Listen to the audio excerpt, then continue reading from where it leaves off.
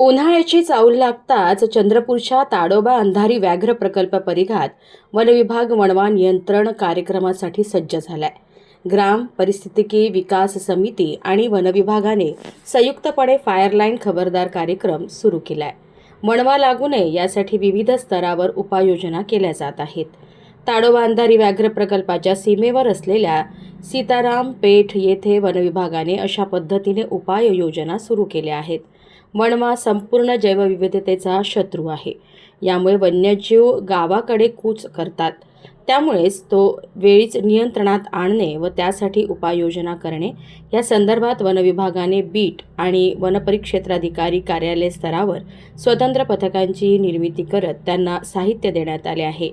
प्रत्यक्ष कार्यक्रमाची अंमलबजावणी देखील सुरू झाली आहे. ताडोबा अंधारी व्याघ्र प्रकल्पाच्या माध्यमातून दरवर्षी आपण आगीवर नियंत्रण ठेवण्याच्या दृष्टिकोनातून बिटाच्या ज्या सीमा असतात त्या नियंत्रितपणे कटाई करून त्याचं जलाई करत असतो.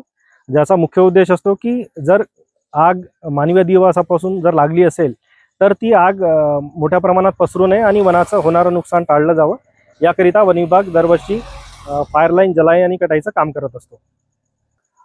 यामध्ये सध्या तरी कुठल्या प्रकारची समितीचा समावेश नसतो, परंतु यामध्ये बीट एक जर भाग ठरविला तर बिटाच्या संवेदनशीलतेनुसार प्रत्येक बिटामध्ये 2 ते 5 मजूर आपण अग्निरक्षक म्हणून नेमत असतो.